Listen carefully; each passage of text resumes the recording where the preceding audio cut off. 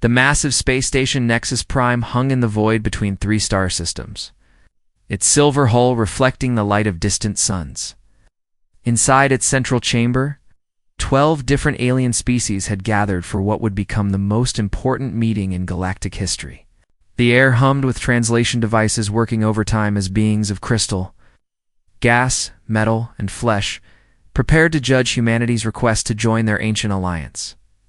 Admiral Reeves stood at the center of the circular chamber, his blue uniform crisp and his expression calm despite the weight of the moment. Around him, alien delegates shifted in their specialized seating arrangements.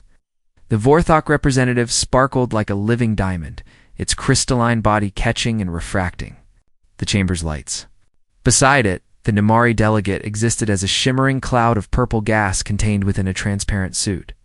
The Corvain ambassador sat perfectly still, its cybernetic implants glowing softly beneath synthetic skin. Honored members of the Galactic Council, Admiral Reeves began, his voice carrying clearly through the translation network. I stand before you today to present humanity's formal application for full membership in this distinguished alliance. Dr. Thane, the Council's chief technology assessor, floated forward on his anti-gravity platform. The elderly scientist belonged to the Kaleri race, his gray skin marked with the intricate tattoos that showed his rank and achievements. His 6 eyes focused intently on the human admiral as he spoke. Admiral Reeves, your species has achieved remarkable progress in a very short time. According to our records, humans discovered faster-than-light travel only 50 years ago. Most species require centuries to reach such levels of advancement. We are a determined people, Admiral Reeves replied with a slight smile. Set our minds to something, we tend to find ways to make it work. The Vorthok delegate's voice resonated like wind chimes in a storm. Commander Zix finds this rapid advancement concerning. Your technological development follows no known pattern. How did you achieve quantum computing when your mathematics should not support such complexity? Admiral Reeves felt sweat form on his palms, though his face remained composed. This was the question he had been dreading. Our scientists have developed unique approaches to these challenges. Each species brings its own perspective to the universe, after all. Unique approaches? The Namari delegate's voice whispered through its suit speakers. Counselor Flux has reviewed your submitted technical documents. Your faster-than-light drives operate on principles that our best physicists cannot understand. Your energy shields use power sources that should not be stable. Your artificial intelligence systems process information in ways that defy computational theory. The chamber fell silent, except for the soft hum of life support systems. Admiral Reeves could feel the weight of dozens of alien eyes studying him. He had known this moment would come, but Earth's leadership had decided that full disclosure was not an option. Not yet. Every species has its secrets, he said carefully. Just as I'm sure each of your civilizations has knowledge that you don't. Freely share with newcomers. Dr. Thane's platform drifted closer, his multiple eyes narrowing. Admiral, we are not asking for your military secrets or your private research. We are asking about basic scientific principles. How do your quantum processors achieve processing speeds that exceed theoretical maximums? How do your manufacturing systems produce materials with impossible density ratios? Our engineers are very creative, Admiral Reeves replied, knowing how weak the answer sounded. The Corvani ambassador suddenly stood, its mechanical joints whirring softly. Designation Prime 7 questions the validity of human claims. If human technology operates on unknown principles, how can the Council verify its safety? How can we trust systems that we cannot understand? Murmurs rippled through the chamber. As various delegates began discussing among themselves, Admiral Reeves recognized the sound of growing suspicion. The crystalline Vorthok chimed anxiously while the gaseous Namari swirled in agitated patterns. Even the usually calm aquatic delegates in their mobile tanks showed signs of distress. I understand your concerns, Admiral Reeves said, raising his voice to regain attention. Surely the results speak for themselves. Our ships travel faster than most of yours. Our defensive systems have proven effective in joint exercises. Our manufacturing capabilities have already benefited several Council worlds through trade agreements. Results without understanding are dangerous, Dr. Thane said firmly. In 3 million years of galactic civilization, we have learned that technology built on unstable foundations eventually fails catastrophically. If humanity cannot explain its methods, how can we trust them? The chamber erupted in a cacophony of alien voices. Translation systems struggling to keep up with the overlapping conversations. Admiral Reeves watched as his species' dream of joining. The galactic community began to crumble around him. Finally, the ancient council speaker called for order. The speaker belonged to the oldest known species in the galaxy, the Eternals, whose race had achieved spaceflight when most worlds were still forming. Its voice carried the weight of eons. This council has reached a preliminary decision. Humanity's technological achievements are indeed impressive, but the unexplained nature of these achievements raises serious concerns about stability and safety. Admiral Reeves felt his heart sink, but the speaker continued. Therefore, the council will approve humanity's membership application pending a comprehensive technological audit. A joint investigation team will be assembled to examine human systems and verify their operational principles. Full transparency will be required. The Admiral's mind raced. Earth's leaders had hoped to avoid this scenario, but they had prepared for it. The question was whether their carefully prepared demonstrations would satisfy the Council's investigators, or whether the truth would eventually come out. The human government accepts these terms, he said formally, knowing he had no choice. Dr. Thane nodded approvingly. The investigation team will be led by Commander Lox of the Vorthok and Scientist Nira of the Nemori. They will be accompanied by technical specialists from 3 other Council species. Your cooperation will determine whether humanity joins this alliance or remains isolated in its corner of the galaxy. As the session concluded and delegates began filing out of the chamber, Admiral Reeves stood alone at the center of the room. Through the massive viewing ports, he could see human ships waiting in the station's docking bays, their crews unaware that their entire civilization's future now hung in the balance. The investigation team would arrive at Earth within days, expecting to find advanced scientific principles and sophisticated engineering techniques. Instead, they would discover humanity's most carefully guarded secret, that their miraculous technology worked for reasons no human truly understood, and that their greatest achievements came not from knowledge but from the simple willingness to try things that shouldn't work at all. 3 days after the council meeting, Luna Station buzzed with nervous energy as the alien investigation team prepared to dock. Dr. Marcus Reed stood in the main observation deck, watching the sleek Vorthok vessel approach alongside the flowing, organic-looking Nemari ship. His hands trembled slightly as he adjusted his tie for the 3rd time in 10 minutes. "Relax, Marcus," said Director Walsh, the station commander. "You've been briefed on what to show them and what to avoid. Just stick to the plan." "Easy for you to say," Marcus muttered. "You're not the one who has to explain quantum computers that work because we kick them when they freeze up." The alien ships docked with gentle precision, their advanced systems making the process look effortless. Within minutes, Commander Lox emerged from the Vorthok vessel, his crystalline body reflecting the station's lights in dazzling patterns. Behind him floated Scientist Nira, her gaseous form contained within an elegant, transparent suit that seemed to flow like liquid mercury. "Welcome to Luna Station," Marcus said, stepping forward with what he hoped was a confident smile. "I'm Dr. Reed, your liaison during this investigation." Commander Lox's voice chimed like distant bells. "This unit appreciates the greeting." Commander Lox expresses eagerness to examine human technological achievements firsthand. Scientist. Voice whispered through her suit's speakers. Nira hopes for productive collaboration. The mysteries surrounding human advancement intrigued the scientific mind. Marcus led them through the station's corridors, pointing out various human technologies along the way. The aliens' scanning devices hummed constantly, recording everything.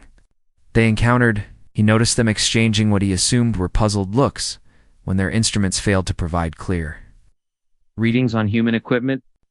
"This is our primary research facility," Marcus said as they entered a vast laboratory filled with gleaming machines and busy technicians. "Here we develop and test our latest innovations."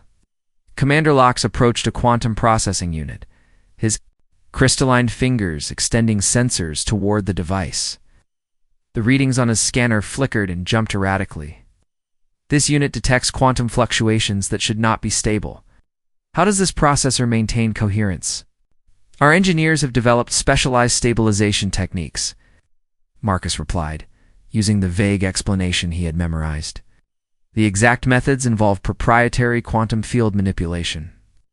Nira drifted closer to an energy shield generator, her gaseous form swirling with apparent excitement. Nira observes energy patterns that contradict established physics.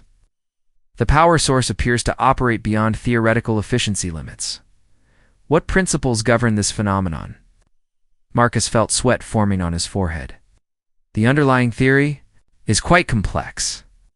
It involves multidimensional energy extraction processes that our scientists have spent decades perfecting. The two aliens spent the next several hours examining various pieces of human technology.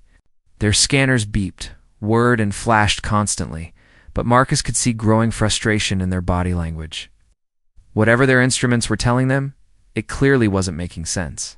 Dr. Reed, Commander Locke said finally, this unit requests demonstration of human manufacturing processes. The materials created here show impossible density ratios according to all known scientific principles. Marcus led them to the manufacturing bay, where several technicians were working on various projects.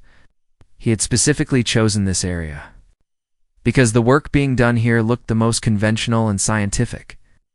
This is where we produce our advanced composite materials, Marcus explained as they watched a technician named Tom working on a complex fabrication unit. The process involves precise molecular alignment and crystalline structure manipulation. Tom was currently bent over the machine, which had stopped working properly. Marcus watched in horror as Tom did exactly what every human did when faced with malfunctioning technology. He unplugged the machine, waited exactly 3 seconds, then plugged it back in. The machine immediately resumed perfect operation. Commander Locke's crystal body, flashed with rapid color changes that Marcus had learned, indicated extreme confusion. The unit observed the human cease power flow to critical systems mid-process. This action should have resulted in catastrophic failure and data loss.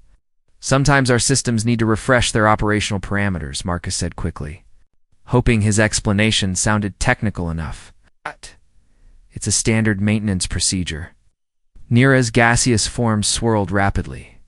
Nira's instruments detected no refresh cycle or parameter adjustment. The machine simply resumed operation with no logical cause for improvement. Before Marcus could respond, another technician named Alex walked over to a different machine that was making strange noises. Without hesitation, Alex gave it a firm tap on the side with his wrench. The noise stopped immediately, and the machine began running more smoothly than before.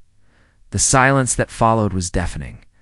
Marcus could practically hear his career ending as the aliens stared at what they had just witnessed.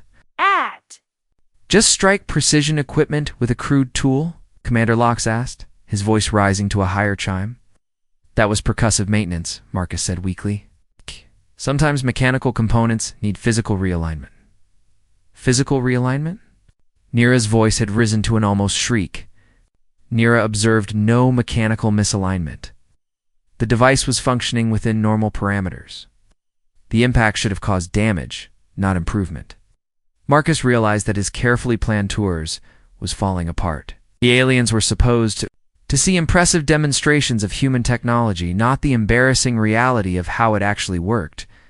But as he watched more technicians going about their normal duties, he saw the truth that humanity had been desperately trying to hide. Engineer Beth was troubleshooting a navigation computer by simply restarting it repeatedly until it worked properly. Maintenance worker Dave was fixing a complex sensor array by talking to it in an encouraging voice while gently patting its housing. Most shocking of all, senior technician Lisa was repairing a quantum field generator by holding down 3 buttons simultaneously while making frustrated faces at it until the air lights went out. Commander, Locke and scientist Nira stood frozen, their instruments recording everything but providing no rational explanations for what they were seeing. Marcus could see their worldview beginning to crack as they witnessed human technology responding positively to methods that should have destroyed it. Dr. Reed Nira whispered, "What is happening here? These methods violate every principle of advanced engineering. How can sophisticated technology respond to such primitive approaches?" Marcus looked around at his fellow humans, all of whom were going about their work with the casual competence that came from years of experience. They had no idea that their normal troubleshooting methods were causing an interstellar incident. "I think," Marcus said slowly, "we need to have a longer conversation about how human technology really works." The investigation was about to take a turn that would change everything the galaxy thought it knew about the relationship between intelligence and technology. That night, Commander Lox and Scientist Nira met in their shared quarters aboard the Vorthok vessel. The crystalline being's body flickered with agitated patterns, while Nira's gaseous form swirled in tight, anxious circles within her containment suit. "This unit cannot process observed data," Commander Lox admitted, his voice creating discordant chimes. "Human technology responds to methods that should cause system failure. All calculations indicate impossibility," Nira's whispered voice carried. Equal confusion. Nira's instruments recorded every interaction. The humans achieved positive results through actions that contradict fundamental engineering principles. How can sophisticated quantum systems respond to physical impacts? They had spent hours reviewing their scanner data, running simulation after simulation. Every analysis confirmed the same impossible conclusion: human technology improved when subjected to methods that should have destroyed it. "This unit suspects deception," Commander Locke said. "Perhaps humans demonstrate false technology while concealing true systems." Nira considered this possibility, the gaseous scientist replied, but sensors detected no hidden mechanisms. Observed equipment operates exactly as scanned. There's no deception, only impossibility. The next morning, they requested permission to observe human technicians without official supervision. Dr. Reed reluctantly agreed, hoping that controlled observation might somehow be less damaging than the previous day's revelations. Commander Lox and Nira positioned themselves in an observation room overlooking the main engineering bay. Their recording equipment captured everything as human workers began their daily routines. What they witnessed over the next several hours would haunt their scientific understanding forever. Engineer Tom arrived at his workstation to find his primary computer displaying an error message. Without reading the error details or consulting any technical manuals, he simply held down the power button until the machine shut off completely. After counting to 10 on his fingers, he turned it back on. The computer booted perfectly and showed no trace of the previous error. "Impossible," Commander Lox chimed softly. The error indicated critical system corruption. A simple restart cannot repair corrupted data structures. But their instruments confirmed that the computer was now functioning flawlessly. With all data intact and all systems running at optimal efficiency, across the bay, Technician Mary was working on a complex atmospheric processing unit that had been producing unusual readings. She tried adjusting several controls, but the readings remained abnormal. Finally, she stood up, walked around to the back of the machine, and gave it 3 firm taps with her wrench in a specific pattern she had learned through experience. The atmospheric processor immediately began operating perfectly. "Nira observes no mechanical adjustment," the scientist whispered in shock. The impacts were delivered to external housing with no direct connection to internal components. Yet sensors confirm optimal functionality restoration. The aliens watched in growing amazement as human after human demonstrated the same impossible competence. Senior Engineer Pete faced a navigation system that was calculating incorrect trajectories. Instead of analyzing the mathematical errors or checking the sensor inputs, he simply unplugged 3 different cables and plugged them back in. The navigation system began calculating perfectly accurate routes. Maintenance worker Lisa encountered a quantum field generator that was producing unstable energy patterns. She stared at it for several seconds, then placed both hands on its surface and spoke to it in a gentle, encouraging voice. You can do better than that. I know you want to work properly." The energy patterns immediately stabilized, Commander. Lox's crystal body was flashing so rapidly it looked like a disco ball. This unit observes humans communicating with non-sentient machinery. The equipment responds to vocal encouragement, as if possessing consciousness. The most shocking incident occurred when Chief Engineer Dan approached a malfunctioning faster-than-light drive core. The massive device was producing dangerous energy fluctuations that should have required complete shutdown and systematic analysis. Dan walked up to the control panel, looked at the warning lights for a moment, then began pressing random buttons in what appeared to be a completely arbitrary sequence. The drive core's fluctuations immediately ceased, and all systems returned to normal operation. That human-activated controls, with no apparent pattern or logic, Nira observed, her voice rising in pitch. The probability of accidentally discovering the correct sequence approaches 0. Yet the results are undeniable. By afternoon, the alien investigators had filled their recording devices with hundreds of similar incidents.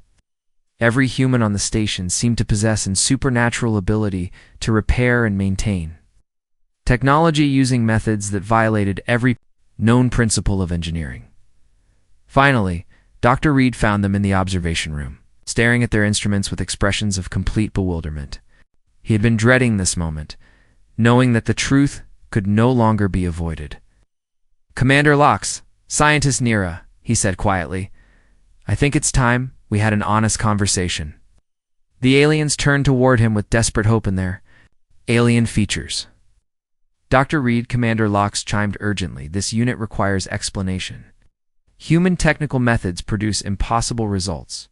What principles govern these phenomena?" Dr. Reed sat down heavily, looking older than his 45 years. "That's just the problem. We don't know." The silence stretched for long moments before Nira spoke. Clarification requested. "Humans do not understand their own technology. We understand what our technology does," Dr. Reed explained carefully.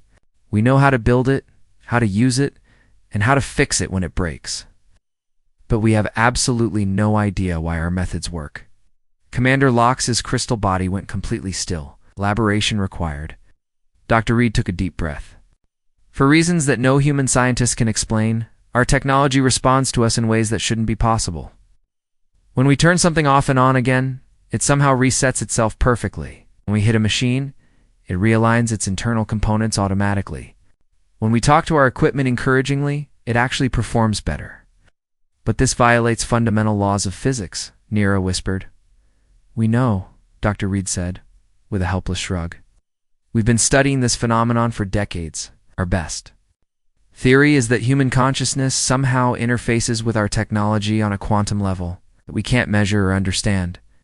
The machines respond to our emotions, our intentions, maybe even our subconscious desires." Commander Lox began flashing rapid calculations through his crystal matrix. "If true, this suggests that human technology operates through principles unknown to galactic science. This represents a complete paradigm shift in technological understanding, which is exactly why we've been keeping it secret," Dr. Reed admitted. "How do you tell the galaxy that your entire technological civilization is built on methods that work for reasons you can't explain? How do you join an alliance of advanced species when your greatest achievement is that you're really good at fixing things without understanding why?" The three beings sat in contemplative silence, each grappling with the implications of this revelation. The aliens' worldview of logical, predictable technology had been shattered, while the human faced the reality that his species' greatest secret was now exposed. The investigation had uncovered something that would change not just humanity's relationship with the galaxy, but the galaxy's understanding of the very nature of technology itself. The emergency session of the Galactic Council convened exactly 48 hours after. Commander Lox and Scientist Nira submitted their preliminary report. The Great Chamber on Nexus Prime had never seen such chaos. Delegates from 12 civilizations spoke in heated voices, their translation devices struggling to keep up with the overlapping conversations. Dr. Thane floated at the center of the chamber, his 6 eyes wide with disbelief as he read the report for the 3rd time. According to these findings, human technology operates on principles that contradict our understanding of physics itself. The Corvani ambassador, Prime 7, stood with mechanical precision. This designation finds the report impossible to accept. Technology cannot respond to emotional states or primitive maintenance techniques. The investigators must have observed some form of elaborate deception. Commander Lox's crystalline form sparkled with agitated patterns. This unit observed. No deception. All scanning equipment confirmed the authenticity of witnessed events. Human technology genuinely responds to methods that should cause catastrophic failure. Counselor Flux, the Namari representative, swirled nervously within his containment suit. Flux demands clarification. If human methods truly work, why do similar techniques fail when applied to Namori technology? Scientist Nira drifted forward, her gaseous form rippling with scientific excitement despite the gravity of the situation. Nira conducted preliminary experiments aboard the investigation vessel. When Nira attempted to repair Vorthok crystal matrices using human percussive maintenance techniques, the crystals shattered completely. The chamber erupted in alarmed voices. The implications were staggering. If human techniques only worked for humans, it suggested something fundamentally different about their species' relationship with technology. Dr. Elena Foster, Earth's leading theoretical physicist, had been summoned to provide explanation. Stood quietly at the witness platform, knowing that her next words would determine humanity's place in galactic civilization. Honored delegates, she began, her voice steady despite the circumstances. I've spent 15 years studying what we call the human technology interface phenomenon. Our research suggests that human consciousness interacts with our machines in ways that transcend conventional physics. The ancient council speaker leaned forward, its eternal eyes focusing intently on the human scientist. Explain this phenomenon in terms the council can understand. Dr. Foster activated a holographic display showing brain scans and quantum field measurements. When humans interact with technology, we observe unique quantum signatures in both the human brain and the machinery being operated. These signatures suggest that human emotions, intentions, and subconscious thoughts create a form of quantum entanglement with our devices. Prime 7's mechanical voice interrupted. This designation requires evidence. Quantum entanglement between organic consciousness and inorganic technology violates established scientific principles. We have documented over 10,000 instances of this phenomenon, Dr. Foster replied calmly. Our research shows that human technology responds to human psychological states in measurable ways. When a human becomes frustrated with a malfunctioning device, the machine's quantum state actually shifts to accommodate the desired function. The Vorthok delegate, whose crystalline civilization prided itself on perfect logical systems, began flashing rapid calculations. If human consciousness affects machine behavior, this suggests that chaos and emotion produce superior results to precise engineering. Dr. Foster nodded. That appears to be exactly what happens. Our most successful repairs occur when technicians stop trying to analyze problems logically and instead rely on intuitive responses. The act of turning something off and on again works because the human brain unconsciously communicates the desired reset state to the machine. Panic began spreading through the chamber as delegates realized the implications. The Corvani had built their entire civilization on the principle that perfect logic produced perfect results. The Vorthok believed that precise calculations were the foundation of all advancement. The discovery that chaos and intuition could be superior to their methods threatened their fundamental worldview.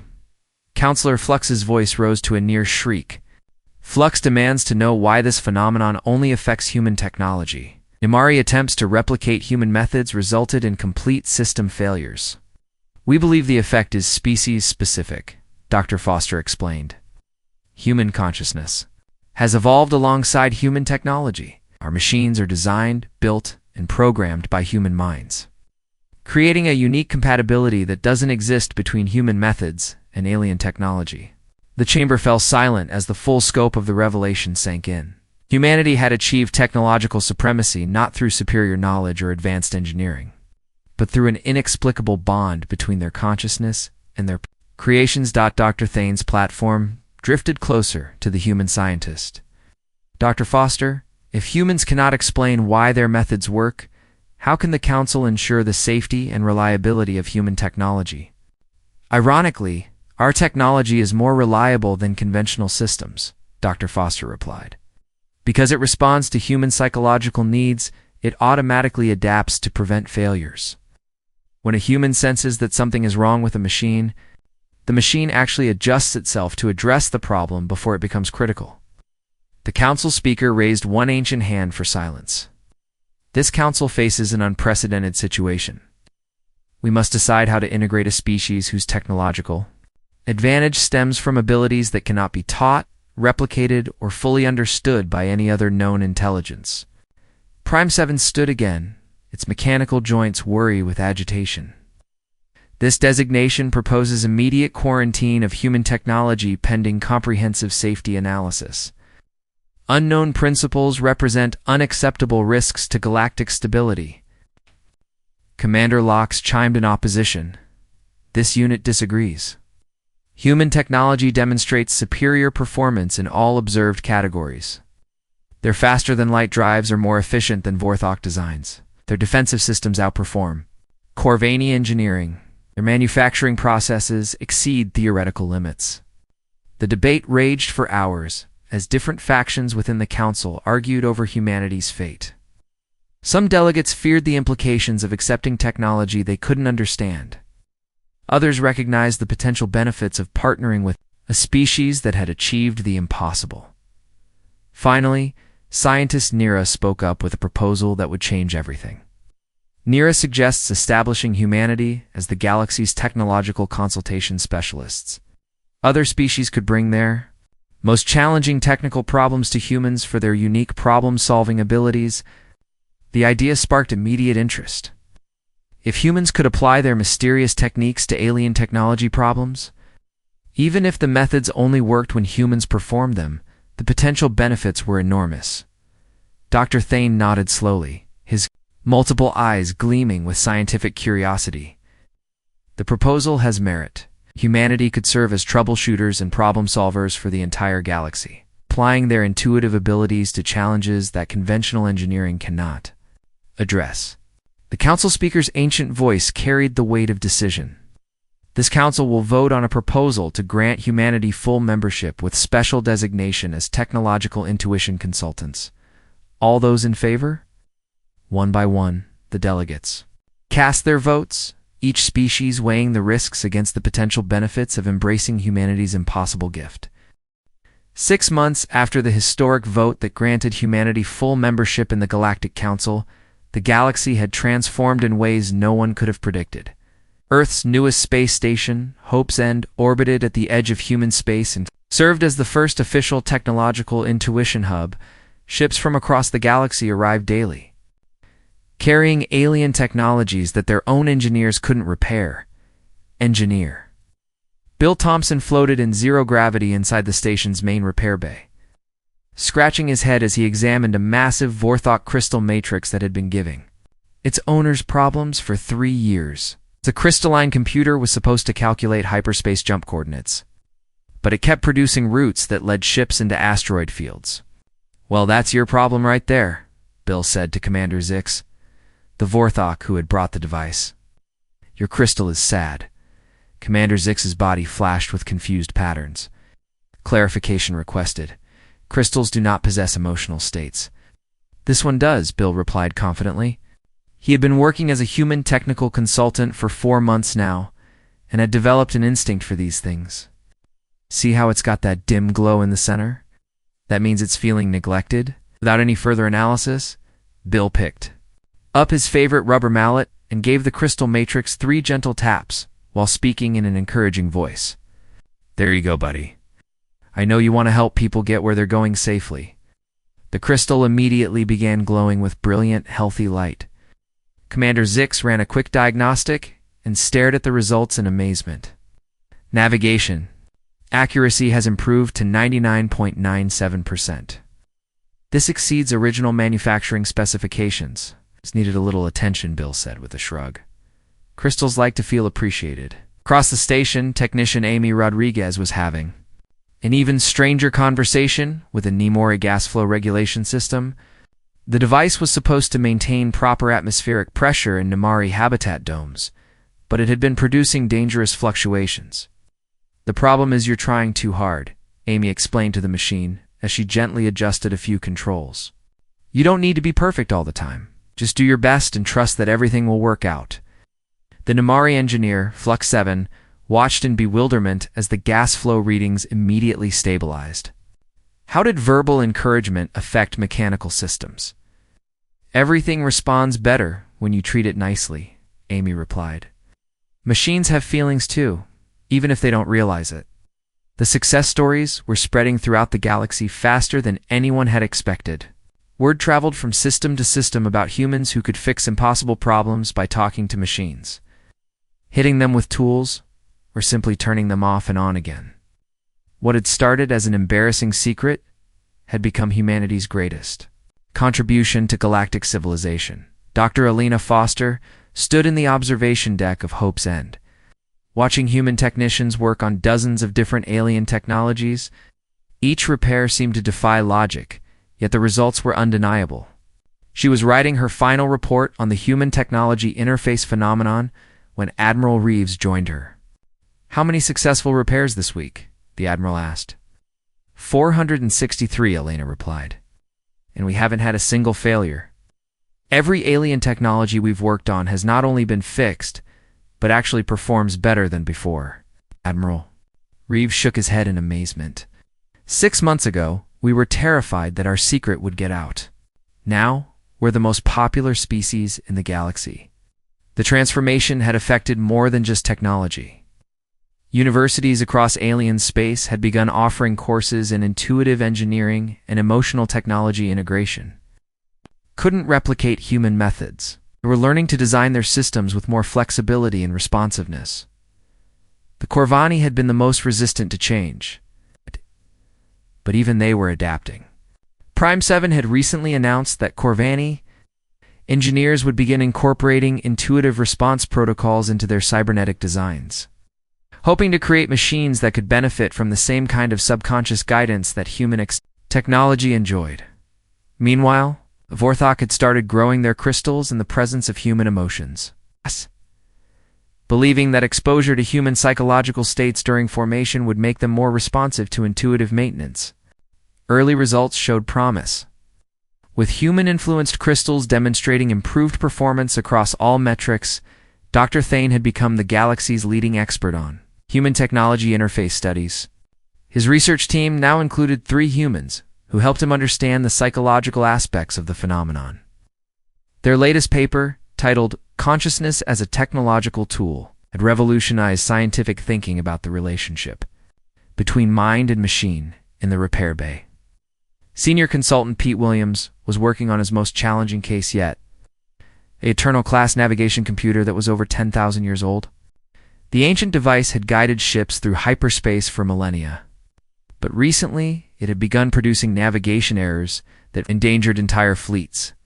The computer was the size of a small building and contained technology so advanced that even the Eternals who built it no longer fully understood how it worked.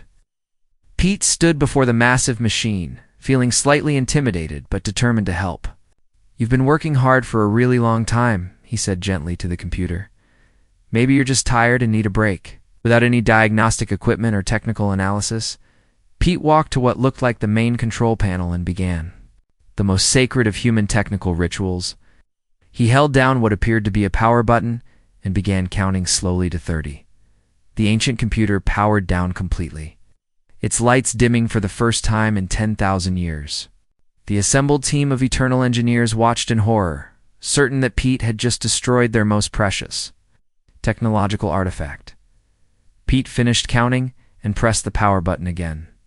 The computer slowly came back to life, its systems running through startup sequences that no one had seen in millennia. When the process completed, every single navigation error had been corrected, and the computer was running with perfect accuracy. The Eternal Chief Engineer, a being so old that his species had forgotten his name, spoke in a voice filled with wonder. "In 10,000 years of operation, this computer has never performed with such precision." Pete smiled and patted the computer's housing affectionately. Sometimes the oldest problems have the simplest solutions. He just needed to remember how good it feels to work properly. As word of Pete's success spread through the galaxy, Admiral Reeves realized that humanity's role in galactic civilization had evolved far beyond what anyone had imagined. They weren't just troubleshooters anymore, or technological healers, bringing intuition and emotional understanding to machines that had been built with pure logic. Standing in the observation deck, watching his fellow humans work there, impossible magic on alien technologies, Admiral Reeves finally understood the true nature of humanity's gift. They had discovered that the universe itself responded to care, attention, and the simple belief that things could work better when treated with kindness. The galaxy had learned that the most advanced technology wasn't built with superior knowledge or perfect engineering. It was built with the understanding that consciousness and compassion could bridge the gap between what should be possible and what actually was possible. Humanity's greatest technological secret had become the foundation for a new age of galactic cooperation, where the bond between mind and machine opened infinite possibilities for the future.